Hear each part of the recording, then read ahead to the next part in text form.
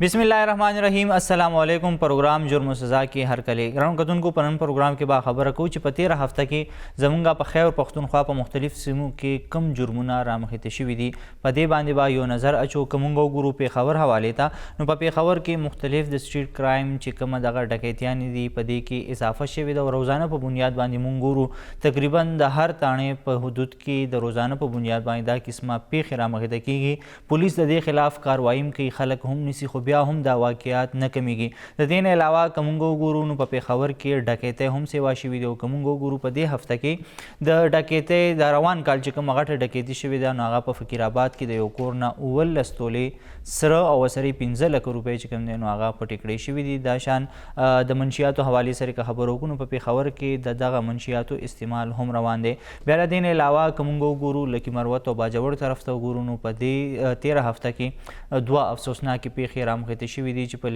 लकी मरवत के पुलिस बांधे डजी शवी दी हमला शवी दा पता कि शपग पुलिस एहलकार शहीदान शवी दी द पुलिस IG आगा हम अल तक तले पर जनाजा की शिरकत हम करो मीडिया सर खबर हम करो पदे बांधे मम खबर तरे को दिन अलावा कमुंगा द बाजवड़ तरफ तो गुरु बाजवड़ के हम द तरह गुरु द डोजो लवजी दुआ जमुंगा द फौज जवानान चिकम देन आगा शहीदान गड़े शवी दी बेरा दिन अलावा का क्वाड खबरों को पकवाड के हम द पुलिस ट्रेनिंग चिकम सेंटर दे पागे बांधी दस्ती बमी हमला शवेदा द दिन अलावा को गुरु नु पदगा क्वाड के 13 हफ्ता की द पुलिस CTD चिकम एहलकार दी पागे बांधी टारगेट हमला शवेदा आई की द CTD ओ एहलकार जख्मी शवेदा शान यो आम तन चिकम देनो पदगा हमला की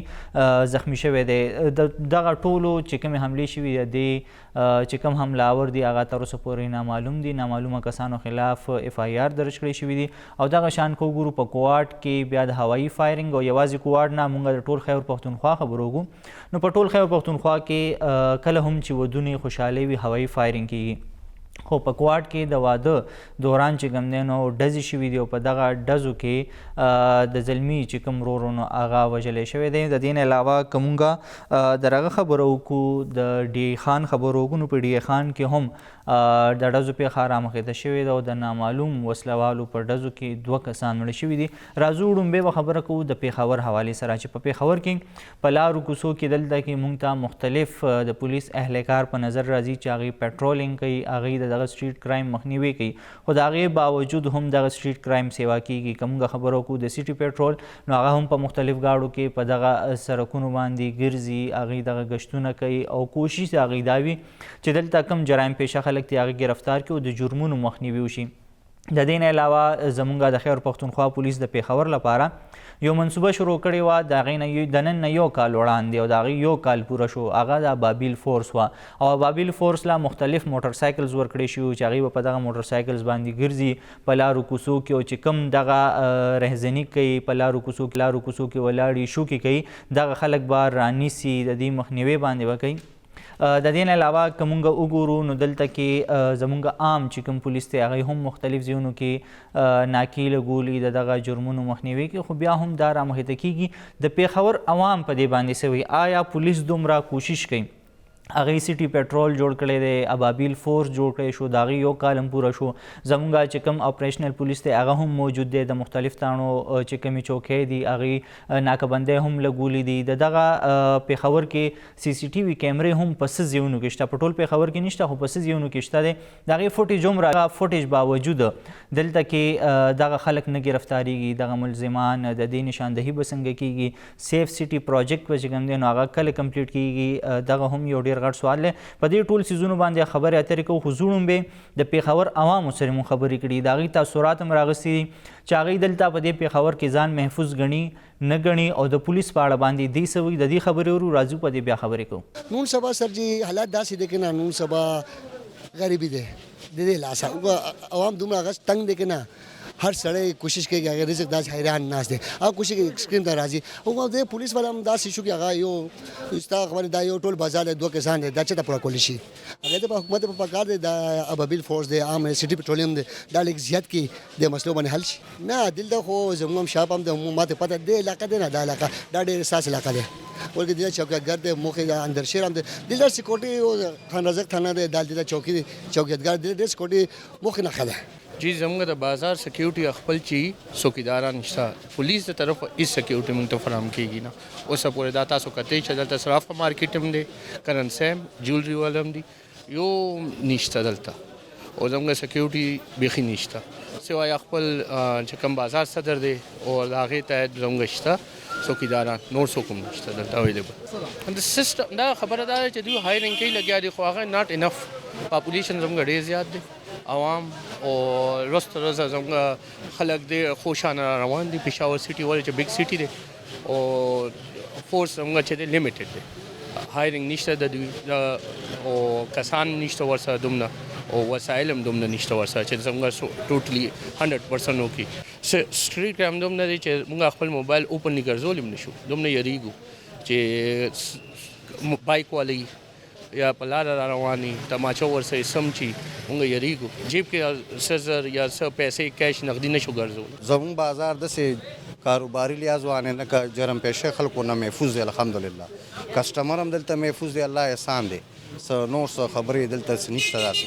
سکیورټي هم خو صرف دغه ټایمینګ زمون تاجر را پاره دا چې کم سکیورټي مسله تاجر را پاره دی کسٹمر را پاره الحمدلله سم مسله نشته چې کوم مسله دا غزمون خپل تاجر دا زم ټایمینګ کم شوی د بازار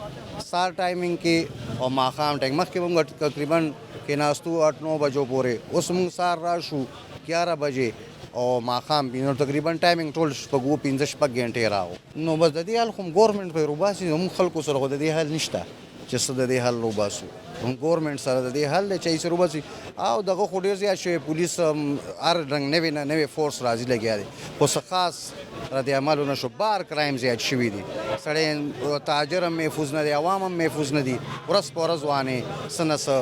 دغه کې مسایل جوړیږي کرایم دی سن سب مسایل دي څوک وته را وته ډیر نشي وختي کور ته نه ځي وختي روزي به دا حساب دی زه په امن خبره که تاسو کوئ نو زه بیګا د دین بهار نیر نه د افغان کالونۍ د پوله پورې زه پر عشقه کې لاړم په دې د وجې لاړم چې یاره دغه نشته دی د امن نشته دی بې امني ده یعنې دا مزلې د دې ځینې به موږ کوشش وکړو په پیدل باندې ګنټه مزلې به هم کولې موږ چې د دې ځینې وځو نو هغلته پر عشقه کې ځو لکه امن نشته دی بالکل شته نه دی 20% 30% وي 70% دا نشته نو 1947 نه پاکستان چې کوم دی آزاد شوی دی د اوسه پورې دا خبرې روانې دي دا بابیل دی او دا پلانکې دی دا ډینګری دی په اوسه پورې موږ داسې ما په خپل ژوند کې 47 ایج دی زما ما داسې عملي کار ونه لیدو چې یاره په دې باندې عمل وشي او هغه کار وکړی شي یاره دا خو نن سبا بس دا غلم نن سبا ډیر شوي دي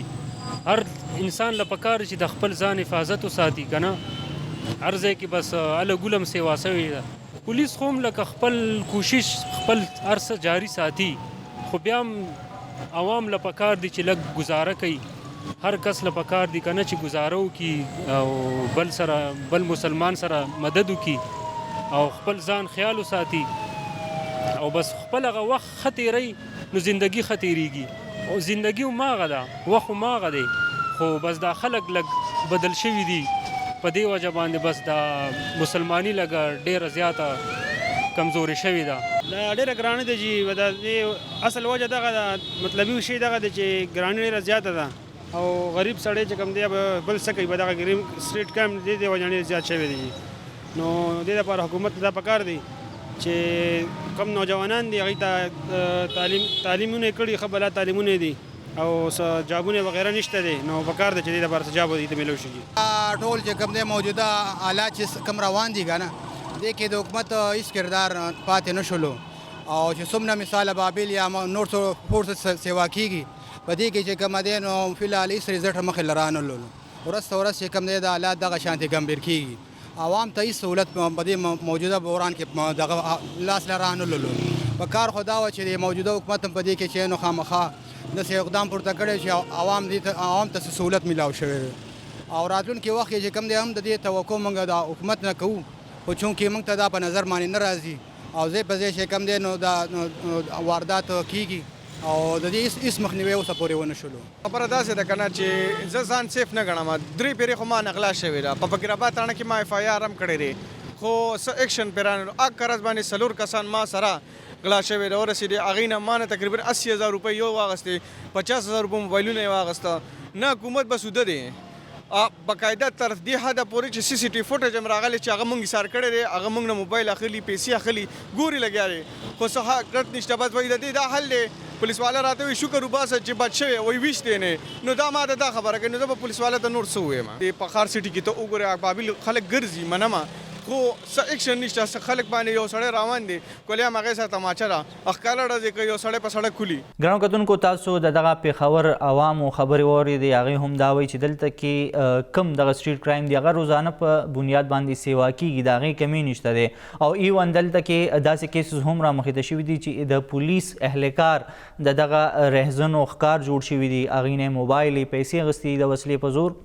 او هغه هم په دې کې ناکامه شوي دي په دې کې مونږ کتلي دي چې په روان کال کې دغه په رهزنۍ کې څه پولیس اهلکار زخمی شوي هم دي چې د هغې نه موبایل او پیسې په زور باندې اخیستې دي یقینا حالات ډېر زیات خراب دي او یوازې دا نه ده چې پولیس به د دې مخنیوی کوي د دې مختلف وجوهات دي یو ټیم ورک دی چې هغه ټول رایوځای شي نو د دې مخنیوی به کېږي او په دې کې یو لویه وجه ښودلی کېږي چې دلته بېروزګاري ده د دغه بېروزګارۍ وجه ښودلی کېږي که چېرته کې ځوانانو سره روزګار وي دلته دوی ته یو پر امن ماحول وي او دوی ته روزګار ورکړی شي دلته کې ګراني کمه شي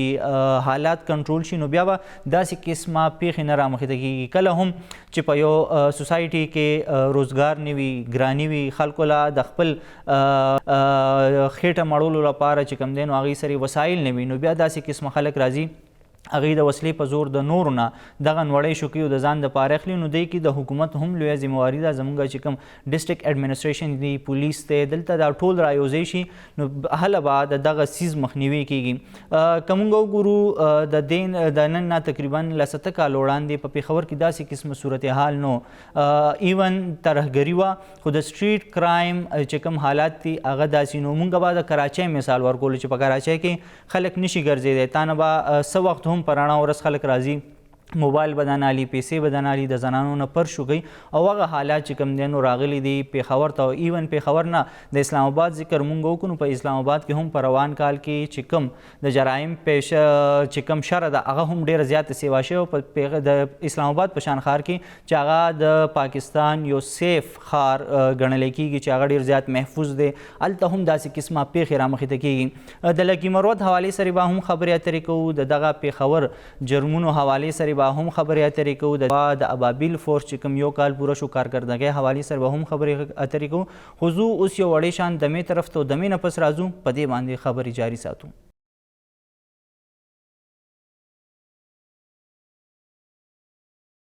ګرانو کتونکو پروګرام کې یو ځل بیا هرکلې خبره کوو په پېښور کې د سټریټ کرایم حوالې سره او د دې نه علاوه په خیبر پښتونخوا کې د امن و امان صورتحال حوالې سره په دې باندې نظر اخلو د کرائم رپورٹر عدنان طارق نا عدنان طارق صاحب بہت شکریہ ہمیں وقت دینے کا پہلے تو یہ بتائیے کہ ہم دیکھتے ہیں پشاور میں اسٹریٹ کرائم کی شرح جو ہے وہ دن بدن بڑھ رہی ہے اور ہم نے دیکھا ہے کہ پشاور پولیس کی جانب سے سٹی پیٹرول فورس بھی ہے اور اس کے علاوہ ابابیل فورس بھی بنائی گئی ہے تو آپ کیا سمجھتے ہیں کہ ان دونوں فورسوں کے علاوہ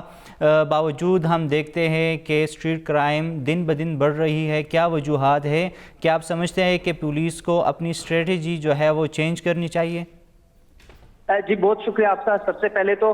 پشاور صوبائی دارالحکومت پشاور جو ہے یہاں پر پشاور پولیس کا اولین ترجیحات جو ہے وہ اسٹریٹ کرائم ہی ہے موجودہ سیٹ اپ میں اسٹریٹ کرائم کے روک تھام کے لیے ابابیل فورس بنائی گئی سٹی پیٹرول فورس جو اس سے پہلے بنائی گئی تھی ابابیل فورس کو 1 سال کا عرصہ جو ہے وہ مکمل ہونے کو ہے اور اسٹریٹ کرائم کے واقعات جو ہے ان حوالے سے کافی تشویش ظاہر کی جا رہی ہے کہ اسٹریٹ کرائم کے واقعات جو ان میں اضافہ ہوا ہے صاحب اس کے ساتھ آپ کو بتاتا چلوں کہ اب اسپیشل اسکواڈ تیار کیے جانے کا فیصلہ کیا گیا پشاور پولیس کی جانب سے جس میں تقریباً 20 موٹر سائیکلیں ہوں گی وہ جدید موٹر سائیکل میں جو ہے وہ اسپیشل ناکہ بندیاں لگائیں گی جو سپورٹ دے گا ابابیل کو اور اس کے ساتھ ساتھ سٹی فورس کی جو پیٹرولنگ پر گاڑیاں ہوں گی جو پشاور چوکیات گار ہشت نگری فقیر آباد امن چوک اس کے ساتھ ساتھ تاکال اور کوہاٹ روڈ کی جو راستے ہیں یہاں پر یہ مختلف اوقات میں نئے اسکواڈ جو ہے یہ یہاں پر ان کو سپورٹ فراہم کرے گا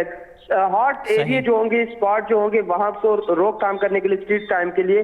اس نئے پیٹرولنگ کا عمل جو اس میں شروع کیا جائے گا ساتھ آپ کو بتاتا چلوں کہ ابابیل 1 سال ہونے کو ہے है और तकरीबन एक मुताद अंदाजे के मुताबिक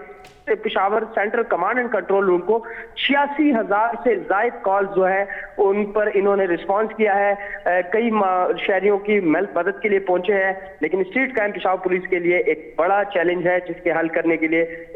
मजीद ठोस इकदाम की जरूरत है। सही। अदनान, ये भी बताइए कि अबाबिल फोर्स की आपने बात की कि 1 साल उनका पूरा हुआ है, क्या आप समझते हैं कि अबाबिल फोर्स की वजह से स्ट्रीट क्राइम में कुछ कमी आई है? हमने देखा है कि पिछले दिनों पे जो अबाबिल फोर्स है उस पर FIR भी दर्ज हुई है और वो अगवा बराए तावान के केस में मुलविस थे। जी बिल्कुल, स्ट्रीट क्राइम के हवाले से गुज़िश्ता 22 से 25 रोज में देखा जाए तो गुज़िश्ता बार भी मैंने बताया, मैं एक बार फिर बता दूं कि पेशावर में स्ट्रीट क्राइम जो है वो कम नहीं हुए, लेकिन थोड़े जो जिस तेजी के साथ स्ट्रीट क्राइम के वाक़यात हो रहे थे वो थोड़े से रुक गए हैं। खासकर गुलबहार के इलाके में, फकीराबाद के इलाके में, यहाँ पे बहुत तेजी से हो रहे थे स्ट्रीट क्राइम के वाक़यात जो है वो रेड लाइन पे थे। तमाम गुज़िश्ता 22-23 रोज में देखा जाए रिपोर्ट के मुताबिक तो थोड़े से स्ट्रीट क्राइम के वाक़यात जो है वो थमे हैं, थोड़ी सी स्ट्रीट क्राइम में बेहतरी आई है। उसकी बड़ी वजह यही है कि अबाबिल और उसके साथ साथ पुलिसिंग जो है वो रोडों पर नजर आई है, पुलिस खुद निकली है रोडों पे। लेकिन दूसरी तरफ देखा जाए तो अबाबिल की ही एक कारकर्दगी इंतहाई अफसोसनाक रही और डिपार्टमेंट इसमें शाबाश के मुस्तहिक है कि पेशावर पुलिस ने, CCP पेशावर SSP ऑपरेशन ने जो है अपनी ही फोर्स के, अपने ही PD1 के खिलाफ जो है वो FIR हैदराबाद पुलिस स्टेशन में दर्ज की। उस वक्त जब वो मुलविस पाए गए अगवा बराए तावान की, उसमें मुबैयन तौर पर बताया जाता है कि अगवा बराए तावान की कार्रवाई में, तो उस पर उन्होंने FIR दर्ज की है और उनकी अब कार्रवाई भी जारी। तो एक अच्छा इकदाम था कि अबाबिल एक तरफ जहां पर स्ट्रीट क्राइम की रोकथाम में है वहां पर वो इस ऐसे मजमूम मकासद में भी मुलविस पाए गए जिसके खिलाफ डिपार्टमेंट कार्रवाई तो कर रही है, लेकिन पुलिस को चेक एंड बैलेंस का निजाम मजीद वाज़ेह करना होगा और अपनी जवानों पर नजर रखना होगी ताकि स्ट्रीट क्राइम का सफाया पेशावर से मुमकिन हो सके। अदनान भाई, ये भी बताइए, हमने देखा है कि जब भी पुलिस किसी क्राइम में मुलविस होती है तो कमेटी बनती है और कमेटी जो है वो पुलिस ही की आला अफसरान उसमें शामिल होते हैं। तो आप क्या समझते हैं कि अबाबिल फोर्स पे जो कमेटी बनी है उसमें भी पुलिस अफसरान है? क्या वो पुलिस अफसरान अपने ही पुलिस एहलकारों के खिलाफ शफाफ तहकीकात कर सकती हैं? जी बिल्कुल, यही क्वेश्चन SSP ऑपरेशन काशिफ आफ्ताब अब्बासी से किया गया था कि आया इनके बिल्कुल मुहासबा किया जाएगा ऐसे लोगों का जो मतलब मुहाफिजी जो है वो लुटेरे बन जाए, तो ये माशरे की बहुत संगीन सूरत हाल उस वक्त बन जाती है जहां पर आपको तहफ़्फ़ुज़ का एहसास हो और वहीं से आपको खतरा महसूस होने लगे। अब ये कई सवाल उठे थे इस वाक़े के बाद। अबाबिल खुद जो है वो सवाल निशान बन गई थी क्योंकि वो तो स्ट्रीट क्राइम के लिए बनी थी, फर्स्ट रिस्पॉन्डर फोर्स के तौर पर बनी थी और वो जो है रोडों पर मौजूद है, उनके जवान मौजूद है। तो अब पुलिस के लिए एक बड़ा इम्तिहान होगा कि वो उन ऐसे अपने जवान जो इस क्रिमिनल में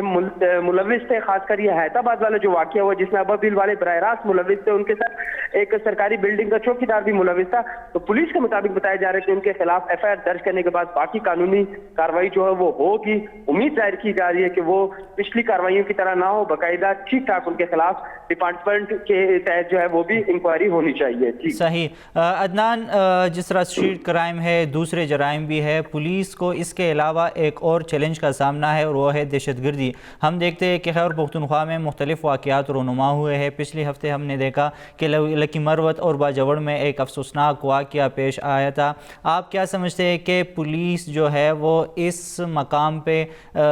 कितना अपने आवाम को की मोरल जो है वो ऊपर कर सकती है, हाई कर सकती है, उनको मोटिवेट कर सकती है ताकि उनको कायल कर सकते हैं कि हमारी जो पुलिस है वो आवाम के साथ है और उनको महफूज करने के लिए वो जो है अपनी कोशिश जारी रखेंगे। आप इस लकी मरवत और बाजवड़ के जो वाक़यात हैं इसको किस तरह से देखते हैं? क्या दहशतगर्द वाक़ई दोबारा जो है वो खैबर पख्तूनख्वा में अपनी मौजूदगी ज़ाहिर कर रहे हैं?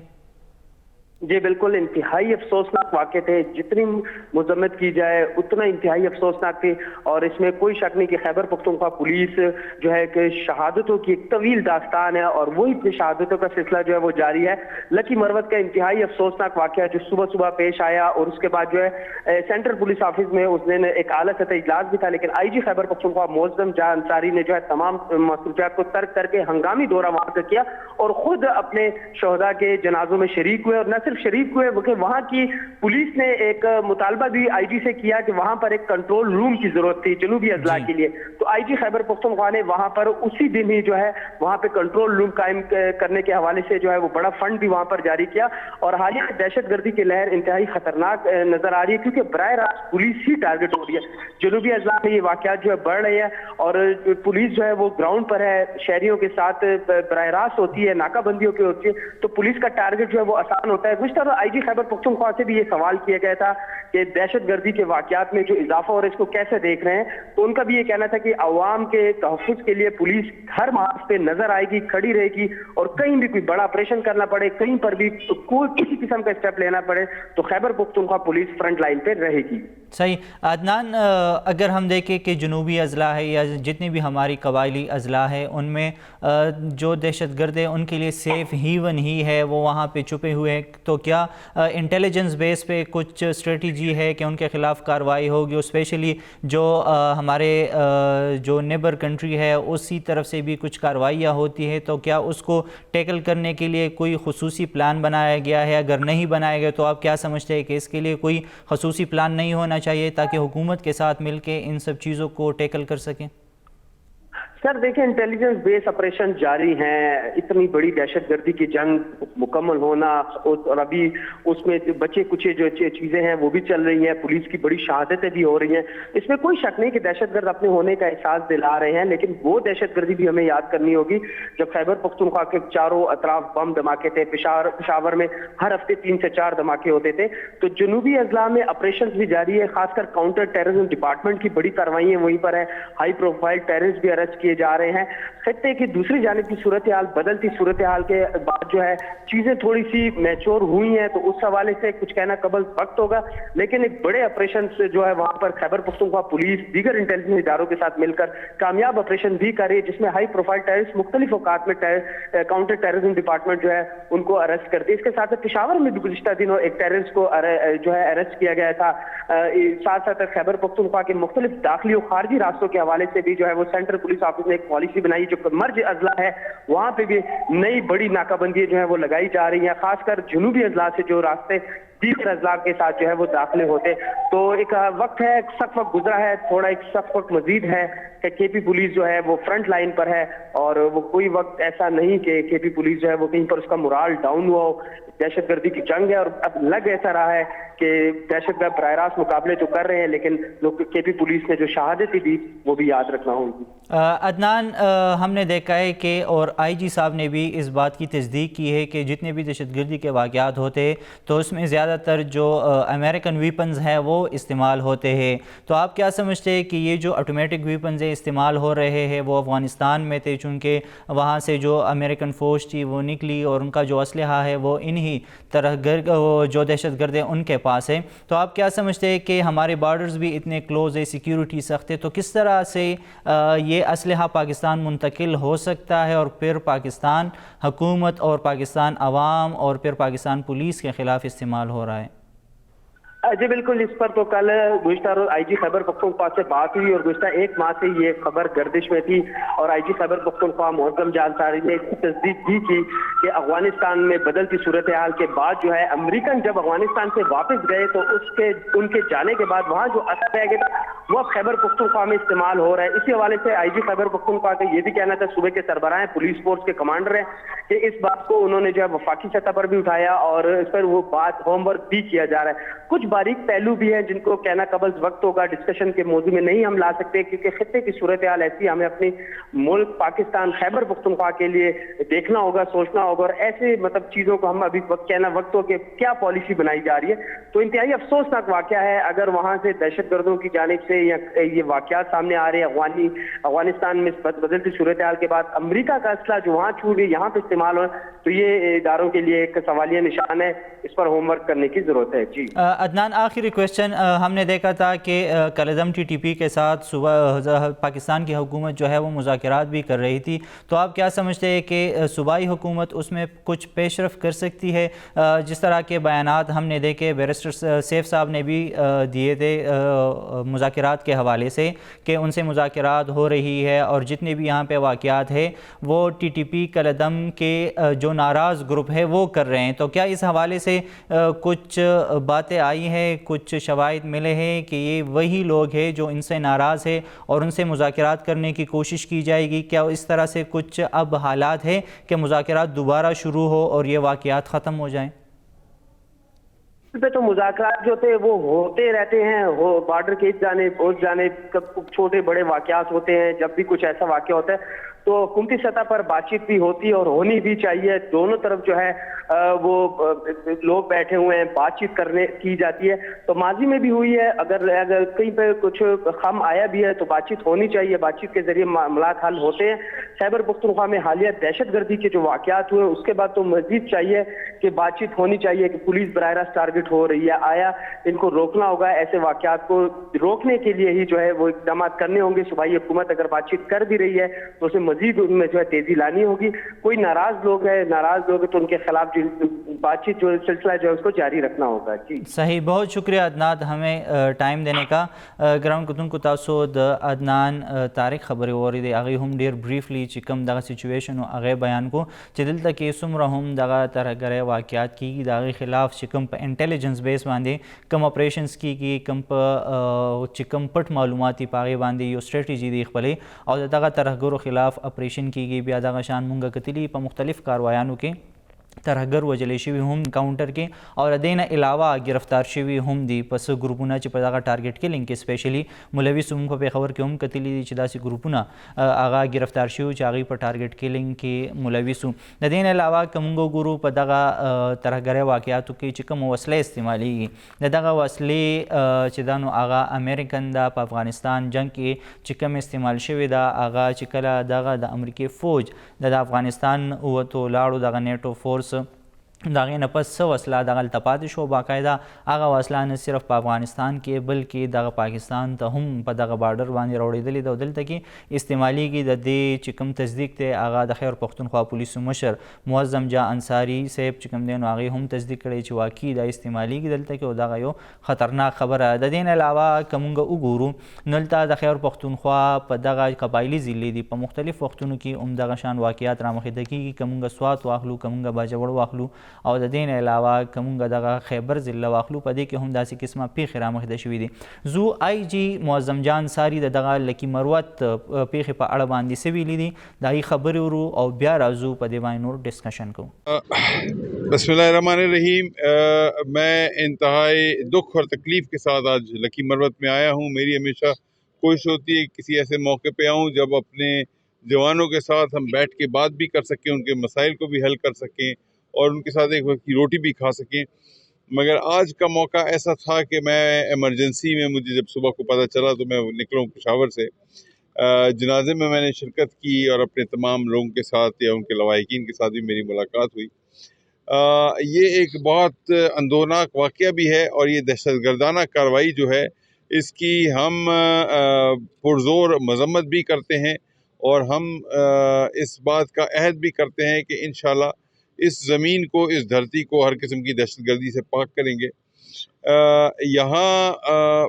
जो चंद ग्रुप्स थे, जो टेररिस्ट दहशतगर्दों के ग्रुप थे, लकी मरवत की पुलिस ने RPO बन्नू की सरबराही में उनके ख़िलाफ़ बहुत काम किया और उस काम के नतीजे में दहशतगर्दों के ग्रुप जो है बहुत सारे एलिमिनेट भी हुए, उनका ख़ात्मा भी हुआ। और आज की ये जो दहशतगर्दाना कार्रवाई है जिसमें हमारे 6 सिपाहियों को टारगेट किए गए, SI और बाकी हमारे हेड कांस्टेबल्स उनको जो टारगेट किया गया, तो बुनियादी तौर पे ये मैं समझता हूँ कि जो आखिरी उनके सांस हैं या दहशतगर्दों की जो आखिरी कार्रवाइयाँ हैं ये उनमें से एक इंशाल्लाह होगी, क्योंकि खैबर पख्तूनख्वा पुलिस पूरी और ज़िला पुलिस लकी मरवत और बन्नू रीजन की जो पुलिस तमाम की तमाम वो उनके पीछे है और इंशाल्लाह इनकी कुर्बानियों को हम रायगा नहीं जाने देंगे। पिछले में जो मेरी बातचीत हुई अभी अपने अफसरान के साथ, यहाँ जो दहशतगर्द कार्रवाइयों में मुलविस थे उन तमाम का ख़ात्मा भी हुआ और उसके लिए एक स्ट्रेटजी जो है वो भी मुस्तकिल तौर पर तरतीब दी जा रही है। पुलिस को टारगेट करने का तो बहुत वाज़े बुनियादी तौर पर उनका मकसद ये है कि माशरे में जो कानून नाफिज करने वाले इदारे हैं उनको टारगेट किया जाए ताकि आवाम के हौसले पस्त हो जाएं और आवाम जो है ये देखें कि जो वर्दी पहन के बंदूक लेके हाथ में फिरते हैं वो महफूज नहीं है तो फिर हम भी कैसे महफूज होंगे। तो ये आवाम की जो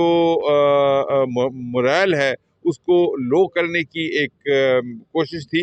जिसमें इंशाल्लाह वो हमेशा नाकाम रहे हैं और नाकाम आइंदा भी रहेंगे। कुछ किसी को बताने की ज़रूरत नहीं है, वर्दी पहनी हुई है, 1 मिनट में पता चलता है कि ये पुलिस वाले हैं। उनकी गाड़ी की भी शनाख्त है, उनकी ज़ात की भी शनाख्त है, उनके रैंक की भी शनाख्त है और ये जो हमने पाकिस्तान का इधर झंडा लगाया हुआ है ये भी हमारे मुल्क की वतन की हमारी शनाख्त है और इस शनाख्त की वजह से मैं समझता हूँ कि ये पुलिस को टारगेट कर रहे हैं क्योंकि ये जो झंडा है इसको हमने ऊंचा रखने का, बुलंद रखने का अज़म किया हुआ है और इंशाल्लाह ये परचम बुलंद रहेगा और हमारी कुर्बानियाँ भी रायगा नहीं जाएंगी और आवाम को भी हम इंशाल्लाह अमन ज़रूर मुस्तकिल तौर पर देंगे। ګران کتونکو تاسو د خیبر پښتونخوا پولیسو مشر معظم جان انصاري صاحب خبرې واورېدې. هغوی هم دا خبره وکړه چې دغه کم زمونږ جنوبي ضلعې دي په دغه لرې پرتو سیمو کې دلته د بجلی نظام هغه شان نشته دی، هغه سیستم نشته چې مونږ دلته کې سی سی ټي وي کیمرې ولګوو او یو نظام په ذریعه باندې دلته دا ټول څیزونه چې کوم دی نو هغه مونږ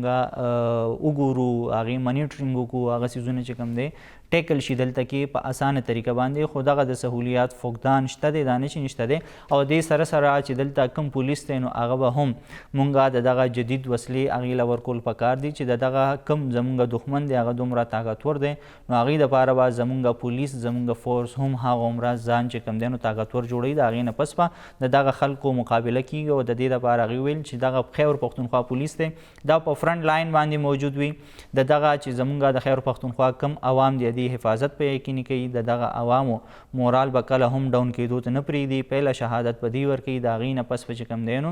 دغه عوام بیا مخې ته راځي. دی وایي چې دغه پولیس دلته موجود وي، دغه ترهګر به د دې سیمې نه ختمېږي او امن و امان به بحالېږي. زه وړې شاندمې طرف ته بیا راځو، هم په دغه ایشوز باندې خبرې اترې کوو.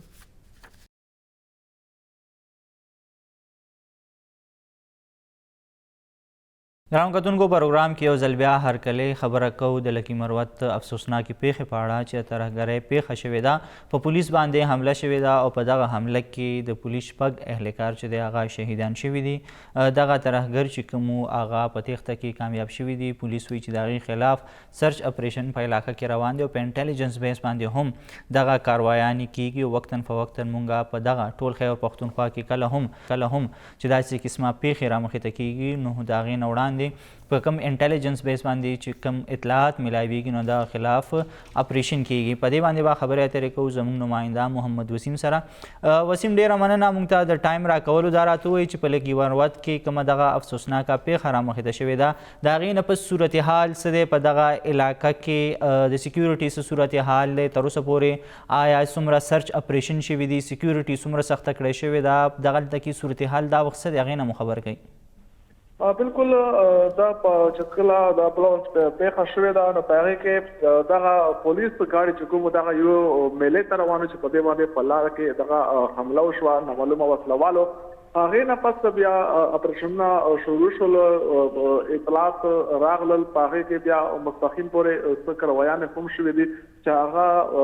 افیشیلي خو دوی لا ښودلی نه دي. خو په هغې کې څلور کسان چې کوم دي هغه پکې مړه شوي دي، مطلب حملاور چې کوم دی یادوي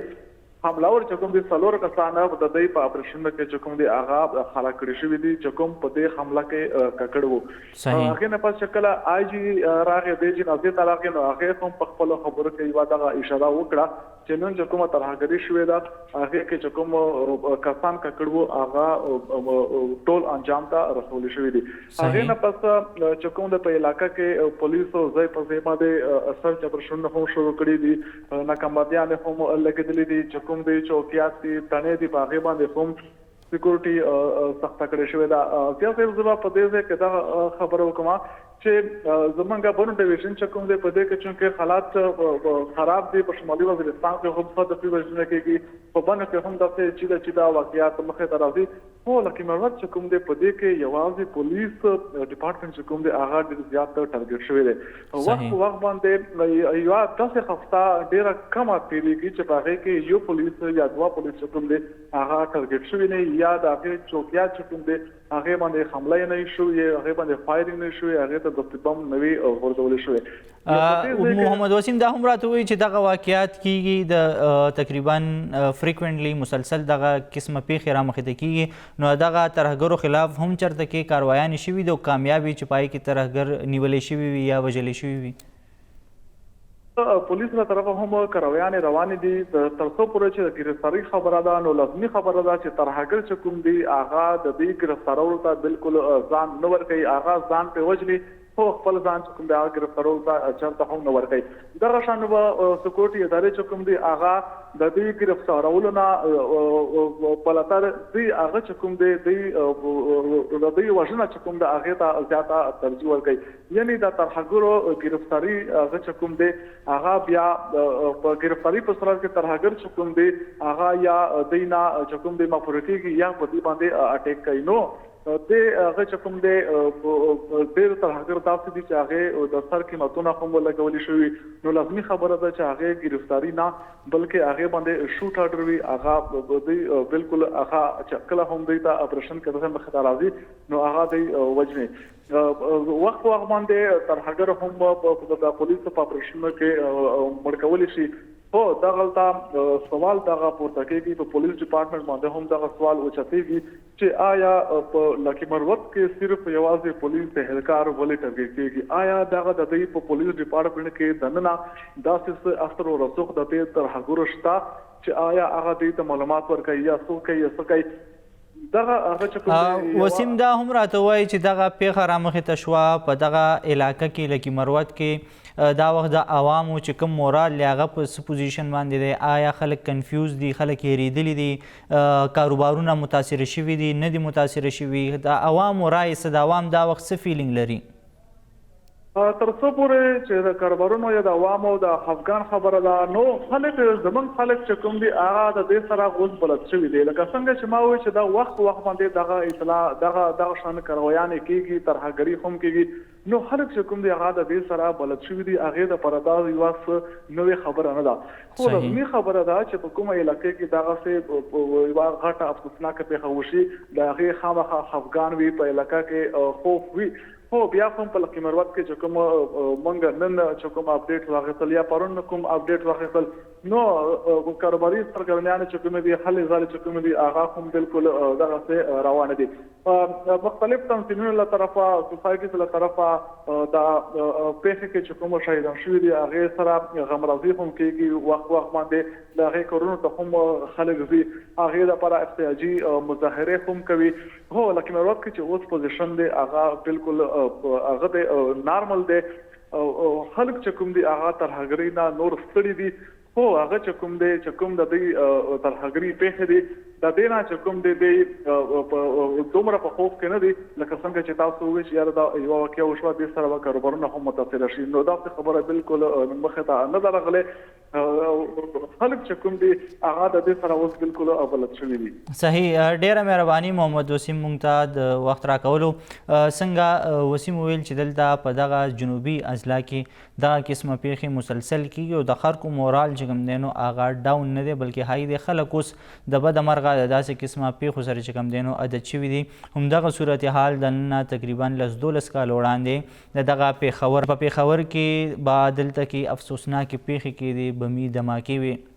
پای کې به په درځنونو خلک مړه کېده یو خوا به دماکه وشوه او بل خوا به همدغه بازارونه دوباره ګنټه 2 ګنټې پس چې کوم دی نو هغه کولو خلکو مورال چې کوم هغه هایو خلکو حوصله وساتله او زمونږ همدغه عوام د دغه سکیورټي فورسز سره یوځای شو حکومت یوځای شو او دغه په پیښور کې زمونږ امن و امان بحال شو دغه وخت یو ځل بیا چې کوم دی نو تقاضا کوي چې دلته کې ټول عوام زمونږ حکومت او زمونږ چې کوم فورسز دي هغه رایوځای شي او دغه ترهګرۍ ته دوباره چې کوم دی نو شکست ورکړي او دا کم امن چې په دومره کوششونو قربانو کې جوړ شوی دی بحال شوی دی دا دوباره خراب نشي. پروګرام کې به د کوواټ حوالې سره هم خبرې اترې کوو چې په کوواټ کې هم دغسې قسمه پیښې رامخې ته شوي دي په دغه تېره هفته کې او د دغه یارې خورولو کوشش چې کوم دی نو هغه په کوواټ کې هم شوی دی. په دې باندې به خبرې اترې کوو خو یو وړې شان دمې نه پس.